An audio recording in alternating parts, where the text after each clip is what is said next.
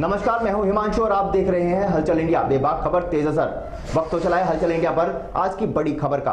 त्रिस्तरीय पंचायत चुनाव के तीसरे चरण के मतदान की तैयारियां जोरों शोरों से की जा रही हैं। हर तरफ प्रत्याशी अपने मुद्दों को लेकर ग्रामीणों के बीच जा रहे हैं और उन्हें अपने पक्ष में मतदान करने की अपील कर रहे हैं। हलचल इंडिया के खास कार्यक्रम ग्राम चौपाल के तहत आज हमारी टीम ने जनपद शामली की कई ग्राम पंचायतों का भ्रमण किया और यहाँ पर प्रत्याशियों और जनता से बात की। शामली के थाना भवन विकास खंड की ग्राम पंचायत गोसगढ़ में हमने ग्रामीणों और प्रत्याशियों से बात की और उनकी प्राथमिकताएं जानी, जहाँ हमने ग्राम प्रधान पद की उम्मीदवार संगीता चौधरी के प्रतिनिधि व गाँव के वरिष्ठ समाज सेवी नीरज कुमार से उनकी प्राथमिकताओं के बारे में जाना। जहां उन्होंने बताया कि बीते साल लॉकडाउन में उन्होंने ग्रामीणों की समस्याओं को देखा तो उनका दिल पसीज गया और उन्होंने गरीबों के लिए मुफ्त राशन की व्यवस्था कराई। साथ ही उन्होंने गांव के हर गली में अपने खर्च पर स्ट्रीट लाइट लगवा दी और इन स्ट्रीट लाइटों को सुचारू करने के लिए हाईवे इलेक्ट्रिसिटी का ट्रांसफार्मर भी लगवाया। यदि गांव में बिजली नहीं आती तो उसके लिए सोलर इन्वर्टर की व्यवस्था भी की गई है। गांव की सबसे बड़ी समस्या उन्होंने पानी बताया। उन्होंने बताया कि गांव में पानी की हालत बदतर है। कई लोग खराब पानी पीने से कैंसर का शिकार भी हो चुके हैं, जिसकी उन्होंने पीएम ऑफिस तक शिकायत की, लेकिन छोटी ग्राम पंचायत होने के कारण समाधान नहीं हो सका, जिसके लिए उन्होंने अपने खर्च पर वाटर ट्रीटमेंट प्लांट अपने घर पर लगाया और जिससे गाँव के हर घर को पानी की सप्लाई दी जा रही है। वहीं पिछले लॉकडाउन के कारण पानी के कनेक्शन देने का कार्य अधर में है और अभी घर घर पानी के कैंप पर भिजवाए जा रहे हैं ताकि कोई भी ग्रामीण बीमारी की चपेट में न आए। वहीं उन्होंने गांव में युवाओं के रोजगार के अवसर पैदा करने और खेल का मैदान बनवाना अपनी प्राथमिकता बताया। उन्होंने कहा कि गांव में बिजली के बिल जमा करने को लेकर काफी समस्याएं ग्रामीणों को होती हैं, जिससे वह आसान बनाएंगे। वह खुद के पास से गाँव के लोगों के बिल जमा करेंगे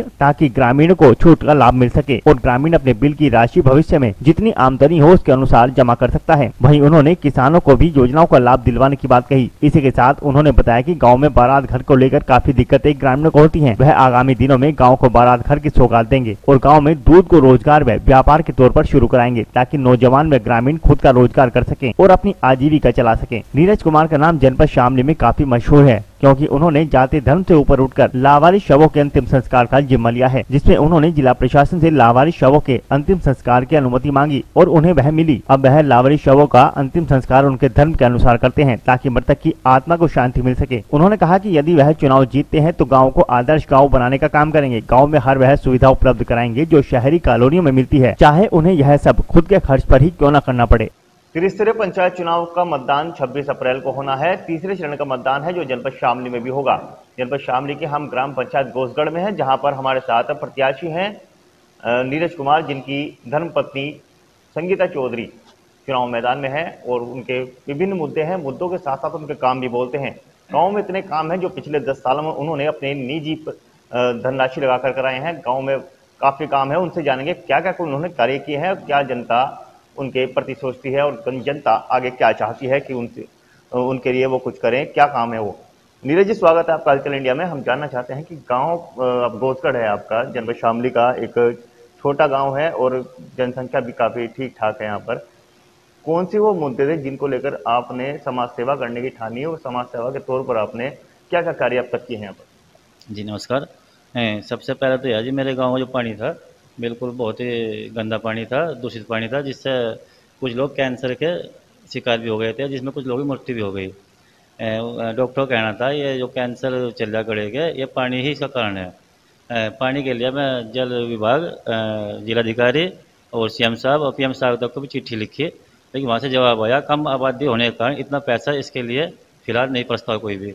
उसके लिए मैं खुद अपना फिल्टर प्लांट लगाया अपने निजी प्लांट से, जैसा आपने देखा ही होगा। और इसके लिए या तो कैंपर द्वारा पानी भेजा जाएगा या पाइपलाइन द्वारा पानी भेजा जाएगा, जो अपने निजी खर्च पर है। विद्युत व्यवस्था को लेकर आपने क्या क्या कार्य किए हैं क्षेत्र में? मेरे गांव में हर गली में बिल्कुल अंधेरा लग रहा था, कोई स्ट्रीट लाइट नहीं थी कि दुखी छोड़कर, तो मैंने हर अपने निजी खर्च पर हर खंबे के हर गली पर अपनी स्ट्रीट लाइट लगाई और उसकी सप्लाई के लिए बिजली विभाग से अलग से कनेक्शन लिया। और जैसे लाइट ख़राब हो जाए, समय में नहीं आ पाती 10-5 मिनट के लिए, उसके लिए बैटरी इन्वर्टर की सप्लाई दी। शिक्षा को लेकर क्या कहेंगे? शिक्षा का स्तर किस तरह सुधारेंगे? क्या रणनीति आपने शिक्षा को लेकर बनाई है? शिक्षा के लिए है जी, सबसे पहले मेरे प्राइमरी स्कूल है, इसमें अधिकतर गरीब बच्चे पढ़ते हैं। इसके लिए सबसे पहले तो मैं कुछ साल पहले फर्नीचर जैसे बेंच कुर्सी अपनी निजी खर्च पर लगवाई थी। उसके बाद इसमें कंप्यूटर कोर्स रखा जाएगा, अपने ही कंप्यूटर सेंटर रखे जाएंगे और इंग्लिश स्पीकिंग कोर्स चलाए जाएंगे। अच्छा, ये जानना चाहते हैं कि उच्च स्तर की शिक्षा को लेकर हाई स्कूल या इंटर इसको लेकर क्या रणनीति है, कुछ है आपके पास? जी, बिल्कुल है। कम से कम प्रयास तो रहेगा इंटर तक स्कूल हो जाए, बाकी जितना भी प्रयास रहेगा हाई स्कूल तो बिल्कुल हर आना प्रयास करा जाएगा। किसानों के लिए क्या कहेंगे? किसानों पर क्या है, किसान काफ़ी दयनीय स्थिति में इस वक्त है, गन्ने का भुगतान नहीं है, काफ़ी चीज़ें ऐसी हैं जहाँ पर जो समय से नहीं हो पाती। किसान आज भी कई किसान हैं जो आंदोलनरत है, गाजीपुर बॉर्डर, टीकरी बॉर्डर, कहीं भी गए किसान अपने मुद्दों को लेकर हर समय पीछे रहता है, उनके लिए क्या करेंगे? जी, किसान की सबसे बड़ी समस्या है जी, उसके कृषि कार्ड होते हैं, केसीसी लोन बोलते हैं जिसे, और सोसाइटी लोन बोलते हैं। उसमें क्या है, जैसे किसान अपनी ज़मीन को बैंक के पास गिरवी रखकर एक लोन लेता है, जो हर साल कम से कम 1 या 2 दिन के लिए जमा करना पड़ता हो। किसी का 3 लाख, किसी का 5 लाख, लेकिन उस समय पर नहीं कर पाता। उसके लिए उसे 12% पेनल्टी एक्स्ट्रा देनी पड़ती है। तो मैं पिछले लगभग 5-6 साल से किसानों के लिए फ्री कृषि कार्ड जमा कर रहा, और आगे भविष्य में ऐसे करता रहूँगा। अच्छा, महिलाओं के उत्थान को लेकर क्या कहेंगे? किसान, 1 मिनट। हाँ हाँ, किसान के लिए फिर एक बात हो रही जी, जैसे किसानों के छोटे छोटे किसान हैं, उनके पास अपना प्रबंध नहीं है, नहीं ट्रैक्टर है, नहीं हैरो है, नहीं टिलर, कुछ भी नहीं है। तो उसके लिए एक ट्रैक्टर और रोटावेटर दिया जाएगा, जिससे किसान नो लॉस नो प्रॉफिट पर खेती फ्री की जाएगी। अच्छा, योजनाओं को लेकर क्या कहेंगे? काफ़ी योजनाएं, वृद्धा पेंशन है और महिलाओं के लिए कई सारी योजनाएं हैं, महिलाओं के उत्थान पर कुछ? जी हाँ, बिल्कुल पेंशन के बारे में आया जी। आज सरकारी विभाग इतना लचीला हो गया, जैसे बुजुर्ग होते हैं जिनका वृद्धा पेंशन होगी, विधवा पेंशन होगी, दिव्यांग पेंशन होगी, इनके चक्कर काटते काटते आदमी थक जाए, लेकिन वो पात्र उसका लाभ नहीं ले पाते। तो मैं अपने साथियों से मिलाकर एक समिति बनाई, और उसके लिए बहुत जल्दी हेल्पलाइन नंबर भी खोल लूँगा। कोई भी मुझे फ़ोन करो, मेरा ही साथी उसके पास जाएगा, और सारे पेपर तैयार कराने हैं। पात्र को लिए पेंशन हम पास करा कर देंगे। समाज सेवा के तौर पर आपने काफ़ी नाम कमाया है गांव के अंदर, प्रत्याशी के तौर पर आपने अपनी धर्मपत्नी को चुनाव मैदान में उतारा है। चुनाव मैदान में आने के बाद यदि आप जीतते हैं तो गांव का वो कौन सा पहला कार्य होगा जिसे आपने प्राथमिकता के तौर पर लेके चलते हैं? सबसे पहले तो पानी ही होगा, क्योंकि पानी इतना गंदा हो गया। अगर इस तरह पर चलता बीमारी रोग पर बिल्कुल महामारी फैल जाएगी। सबसे पहला तो आचार संहिता समय सीमा छोड़कर पानी की सप्लाई दी जाएगी। अच्छा, पानी की सप्लाई को लेकर आपने, हमें पता चला है कि आपने काफ़ी बड़ा यहाँ पर फिल्टर प्लांट लगाया है और साथ ही साथ इसकी पाइपलाइन भी आप खिंचवा रहे हैं। किस तरीके से ये पाइपलाइन वितरित होंगी? जी, इसके दो तीन रास्ते हैं। जब तक पाइप फिलहाल तो पाइपलाइन की प्लान है मेरी, हर गांव में पाइपलाइन फैल जाएगी, हर घर तक कनेक्शन हो जाएगा, उसका फिल्टर पानी अलग से जाएगा और नॉर्मल पानी अलग से जाएगा। लेकिन फिर भी जब तक पाइपलाइन फैलेगी, जब तक कैंपरों द्वारा पानी दिया जाएगा। ये थे हमारे साथ नीरज कुमार, जिनकी धर्मपत्नी संगीता चौधरी जो है वो चुनाव मैदान में है। हलचल इंडिया आपसे अपील करता है, 26 अप्रैल का मतदान है, तीसरे चरण का, सभी को वोट करना चाहिए क्योंकि मतदान आपका जन्मसिद्ध अधिकार है और इसी से आप अपने गांव की सरकार चुनते हैं। अगर आपका एक वोट आपके गांव के विकास में अहम भूमिका निभाता है। हमारे साथ नीरज चौधरी अभी भी जुड़े हुए हैं, उनसे जानेंगे कि और क्या क्या मुद्दे हैं उनके, किन मुद्दों को लेकर वो चुनाव मैदान में है और चुनाव मैदान से हट के भी उन्होंने काफ़ी कार्य किए हैं, उनके बारे में जानेंगे। जी नीरज जी, और क्या कार्य ऐसे हैं ये जैसे चलता है जी, हमारे बच्चे जवान होते हैं, उसके पास एक ही जनरेशन होती है, जैसे 18 साल से 23 साल तक और 23 से 28 साल तक लगभग बच्चों को कामयाब होने के लिए 5 साल ही मिलते हैं। लेकिन जैसे हमारे बच्चे ट्रेनिंग करते हैं, उसके आर्मी ट्रेनिंग हुई या पुलिस ट्रेनिंग हो, किसी भी, लेकिन उन्हें उस बारे में कोई नॉलेज नहीं होती। इसलिए गाँव के लिए हम एक आर्मी ट्रेनिंग सेंटर खोला जाएगा, उसमें पहले बच्चों को बिल्कुल ट्रेन करा जाएगा, जिससे जैसे सेलेक्ट होने के लिए थोड़े हेल्प। पिछला एक साल काफ़ी दयनीय रहा लोगों के लिए। जी लॉकडाउन का समय था और शायद अभी भी जी। यही समय चल रहा है, कोरोना महामारी है, इसके लिए आपने काफ़ी कार्य किए हैं। कौन से कार्य थे, क्या क्या किया? सबसे पहला जी, जब से कोविड-19 आया, एक आम आदमी गरीब घर में बिल्कुल भुखमरी की कगार पर पहुँच गया था। इसके लिए मैंने सरकार ने भी हेल्प की, जैसे राशन फ्री दिया गया सरकार ने, लेकिन सरकार ने 3 महीने के लिए फ्री किया था। तभी से मैंने जितनी मुझसे हेल्प थी, मैंने अपने गाँव से राशन डीलर्स को अपील कर कर राशन फ्री वितरण कराया, और उसका पेमेंट अपनी जेब से करता रहा हूँ। और इससे चुनाव से कोई संबंध नहीं है।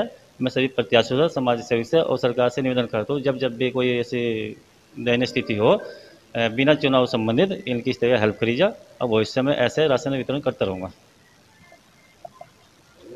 लॉकडाउन की स्थिति सबके लिए भयावह रही और लॉकडाउन अभी भी वीकेंड चल रहे हैं।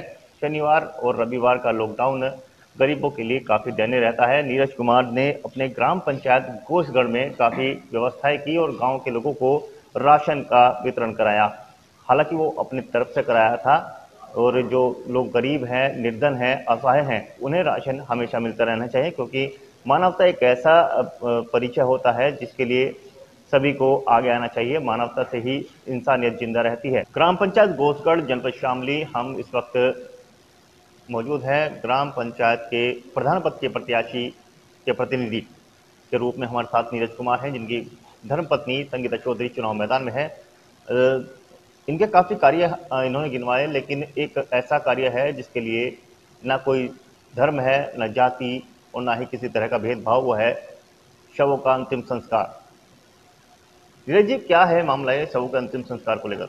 जी, ये ऐसा है, मैं लगभग 5-6 साल पहले टीवी देख रहा था और टीवी पे एक न्यूज़ आई कि एक रेड़े में लावारिस को खड़े में फिंकवा दिया गया। जब उस रेड़े वाली बात हुई तो उसमें जो फिंकवा गया, पुलिस ने 200 रुपये देकर फिंकवा दिए गए थे।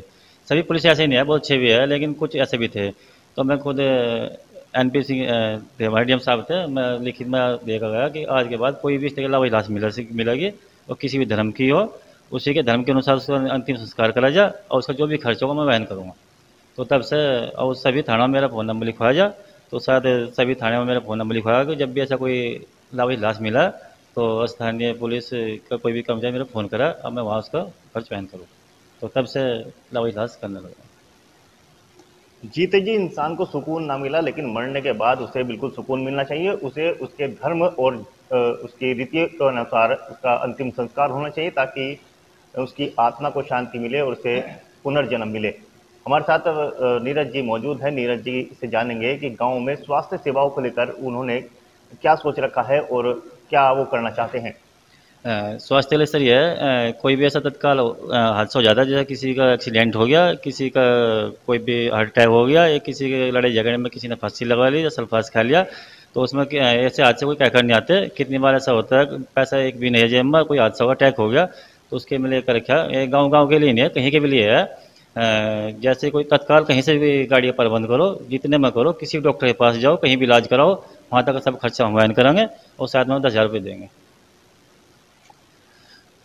ये ग्राम पंचायत से अलग है, समाज सेवा है, मानवता का एक अच्छी मिसाल है। ये सभी को रखनी चाहिए और सभी लोगों को अपने पास कुछ ना कुछ ऐसे सोच रखनी चाहिए ताकि लोग उसके बाद भी उसे याद करें और उसे हर समय अपने लिए याद करते रहें। नीरज जी, और क्या कार्य हैं ऐसे जिन्हें आप गिनवाना चाहते हैं, जो मुद्दे हैं, जो समस्याएं हैं, जो आपके लक्ष्य हैं, जिन्हें आप चाहते हैं कि आगामी भविष्य में वो लोगों के लिए एक बेहतरी का साधन बन पाए?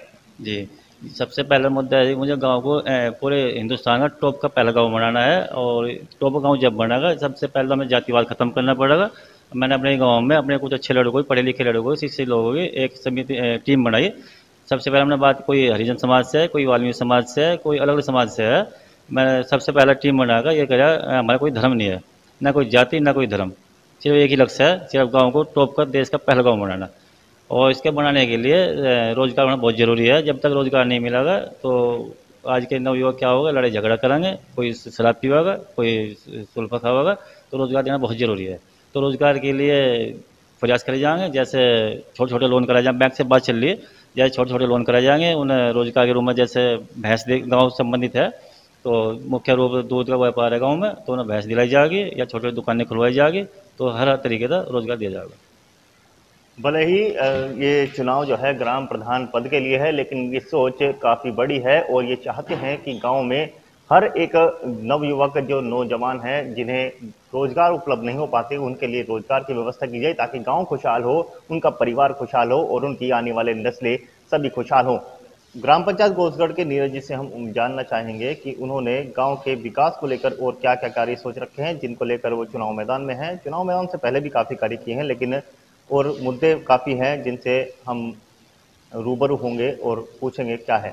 जी नीरज जी, क्या सर, जैसे मैंने कहा, गांव को मेरे टॉप का पहला गांव बनाना है। और वो जब सब पता चला, गांव की पहचान रास्तों से होती है। मेरे गांव जो मुख्य रास्ता है, चाथा रोड से आता है, तो वो लगभग 80 फीट चौड़ा है, लेकिन मौके पर केवल 8 फीट 9 फुट रह गया है। किसानों खेत ज़मीन काट रही है और आए दिन उसमें लड़ाई झगड़े होते हो, किसी का ट्रैक्टर ज़मीन में गिर जाता है, किसी कुछ होता है। इसके लिए मैं PWD को कई बार लिखित में प्रार्थना कर चुका है कि आप रास्ता 80 फुट जो भी प्रमाणित रास्ता है उसे पूर्ण करा जाए। और मेन रास्ते से लेकर अपने गांव तक पेड़ लगभग 1000 और स्ट्रीट लाइट अपने निजी खर्च पर लगाने को मैं तैयार हूँ। और इसके लिए मैं प्रयास करूँगा शासन से, पीडब्ल्यू विभाग से भी, जितना भी चौड़ी सड़क है मेरे गांव की उसे पूर्णतः कब्जा मुक्त कराया जाए और मेन गेट से कर अपने गांव की पहचान बनाऊंगा। गांव का विकास गांव के द्वार से शुरू होता है। द्वार अच्छा होगा तो गांव वैसे ही खुशहाल होगा। और गांव में एकता को लेकर क्या क्या कार्य किए गए हैं, गांव में जाति धर्मनिरपेक्षता और सेकुलर ये होना जरूरी है, इनको लेकर क्या क्या कार्य किए हैं इनसे जानेंगे। नीरज जी, सेकुलर लोग काफी। जी जी, ये सेकुलर लोग बहुत इस तरह के होते हैं, जब छोटे छोटे झगड़े होते हैं तो राजनीतिक रूप में या रंजिशन रूप में बहुत बड़ा विवाद बना दिया जाता है। इसके लिए मैंने एक टीम तैयार करी है और समिति बनने के लिए जा रही है। जैसे हर जाति से अच्छे अच्छे लोग जो है, पढ़े लिखे लड़के लेंगे, अच्छे लोग लेंगे, तो उसमें हर जाति से 5 आदमी या 10 आदमी की समिति लेकर लगभग एक बड़ी समिति बना जाएगी, 100 आदमी लगभग की। जब भी गाँव में कोई विवाद होगा उनमें आपस में बैठेंगे और जो भी फैसला लेगी समिति लेगी।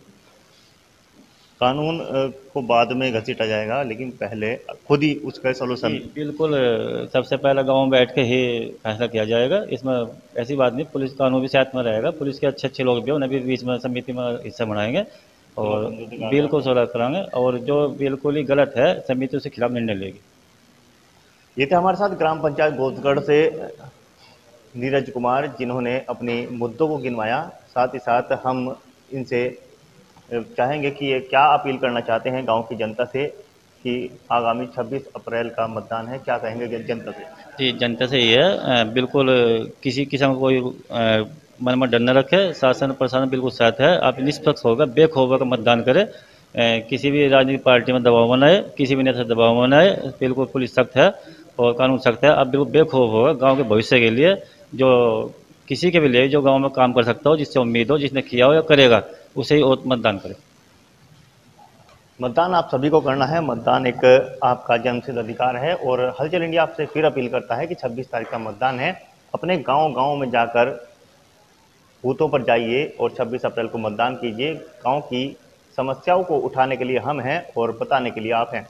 हमारे साथ नीरज जी मौजूद। नीरज जी, सुरक्षा व्यवस्था को लेकर क्या कहेंगे। गाँव में चोरियाँ और काफ़ी ऐसी चीज़ें होती हैं जिनका पता भी नहीं लग पाता, कौन कर गया कैसे कर गया, उसके लिए क्या है। जी, बिल्कुल ऐसा पिछले साल में कई बार हुआ है। कई घरों में चोरी भी हुई और बिजली विभाग से ट्रांसफार्मर तेल भी चोरी हुआ और किसानों मजदूरों की भैंस भी चोरी हुई।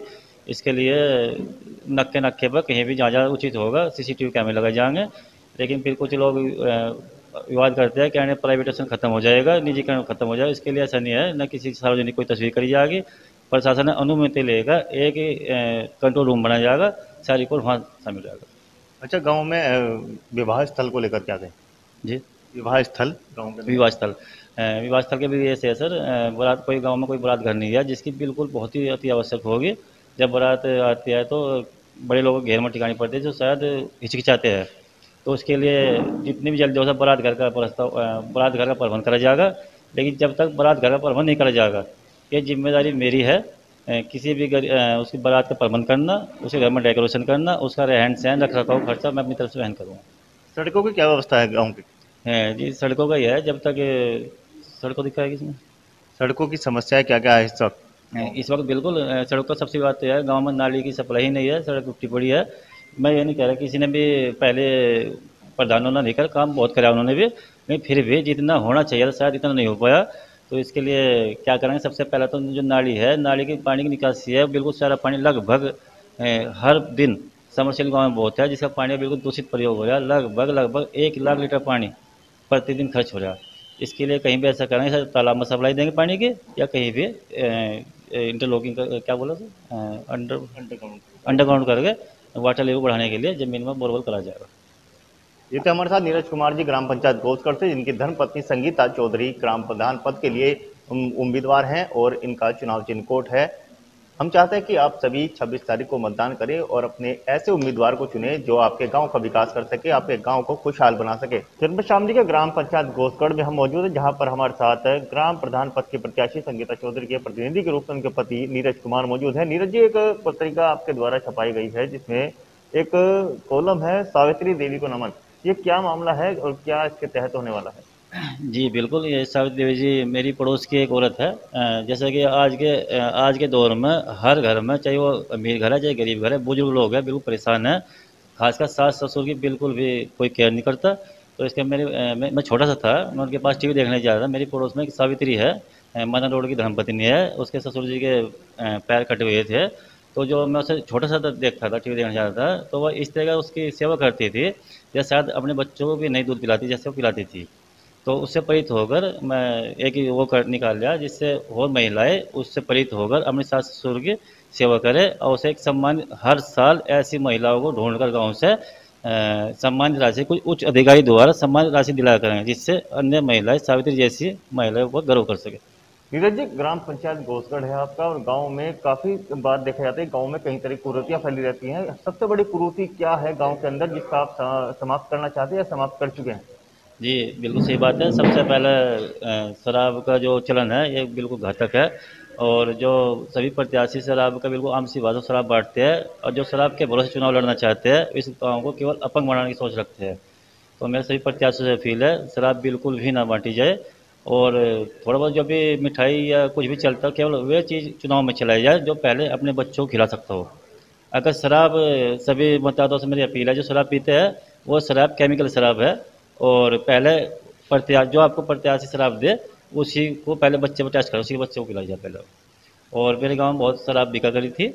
मैंने पुलिस प्रशासन से मिलकर, कप्तान से मिलकर और थानाध्यक्ष से मिलकर अपने गांव को बिल्कुल शराब मुक्त कर दिया है। 10-10 साल के बच्चे वो शराब के व्यापार में लगा दिए गए थे, बांटने में, इधर से ले जाओ उधर से ले जाओ।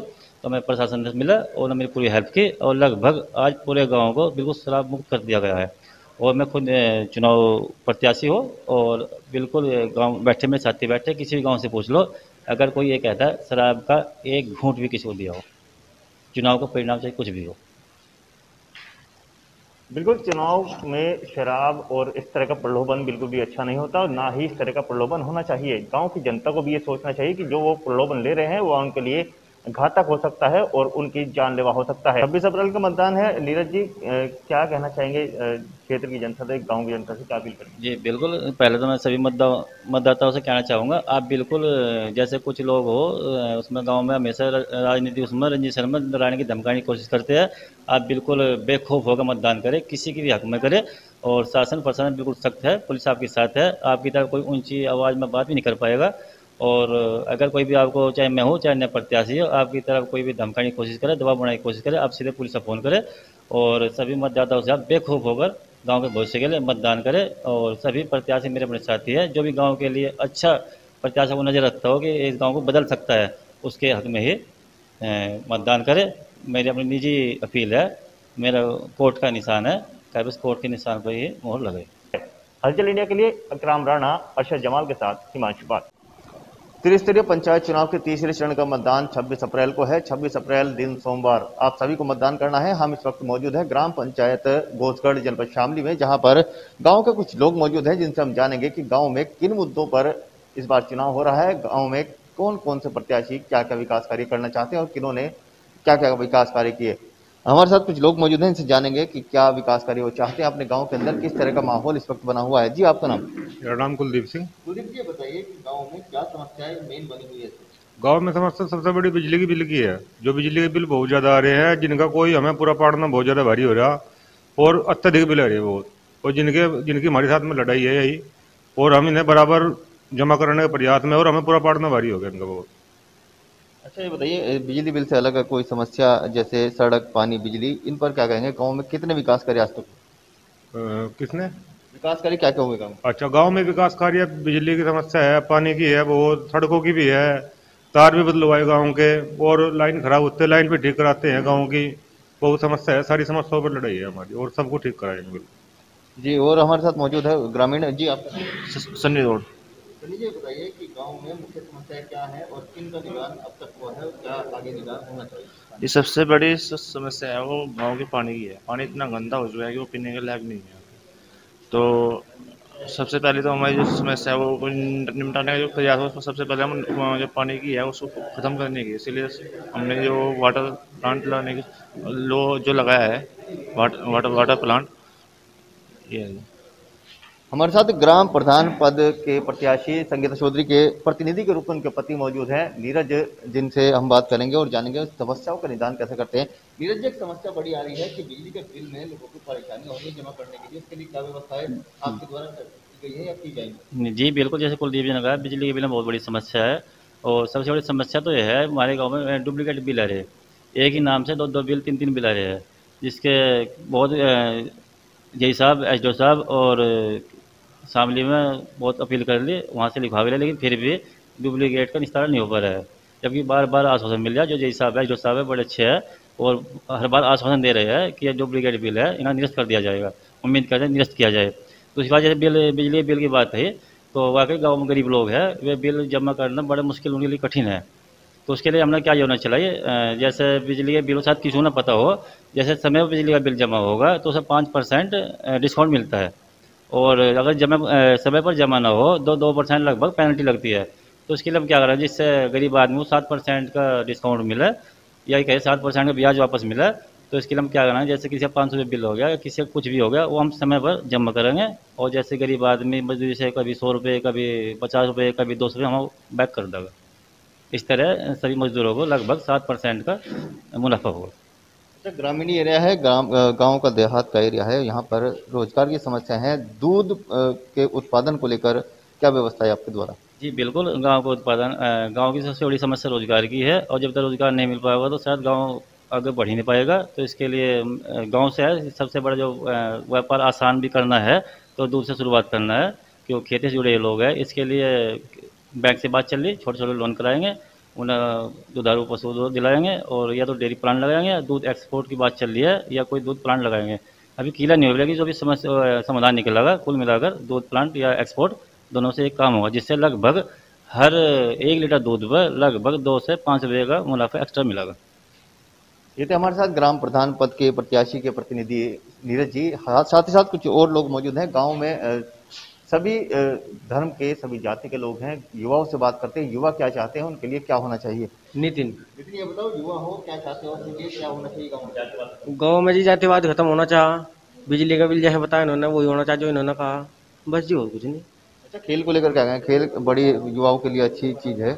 हाँ जी, बहुत अच्छी चीज़ है। क्या चाहते हैं खेल के लिए गाँव में? खेल के लिए ग्राउंड होना चाहिए, और बार खेल होने चाह, क्रिकेट वगैरह का ग्राउंड बड़ा, बस और कुछ नहीं जी। बिल्कुल, खेल बहुत जरूरी है। खेल स्वास्थ्य है, खेल से ही भविष्य है। खेल के साथ साथ कई ऐसे मुद्दे हैं जिनको लेकर गांव में चर्चाएं चलती रहती हैं। गांव के अन्य ग्रामीण हमारे साथ मौजूद हैं, उनसे जानेंगे। सर नीरज कुमार मेरा नाम है, और मैं नीरज भाई साहब के पास कम से कम 8 या 10 साल से रहता भी हूँ। और मैं ये जो है सबसे बड़ी समस्या जो है हमारे यहाँ पे एक बारात घर की है। जो कभी भी कोई भी बारात आती है बाहर से किसी चौधरी के वहाँ पे, हमारे वहाँ पे जो दलित महिला है और दूसरी बिरादरी के, उनके घर पोछा भी करने के, जैसे आएंगी पोछा भी करेंगे, और जब जाएगी फिर भी पोछा। तो मैं चाहता हूँ कम से कम एक बारात घर हमारे गांव में जरूर होना चाहिए। जी सर। बारात घर की समस्या बड़ी है। बारात घर होना भी चाहिए, हर गांव में होना चाहिए, हर जगह होना चाहिए, ताकि गरीब लोग, गांव देहात के लोग अपने घर आए मेहमान की अच्छी से खातिरदारी कर सकें और उन्हें एक सम्मान दे सकें। हलचल लेडी के लिए इकराम राणा के साथ हिमांशु पाल।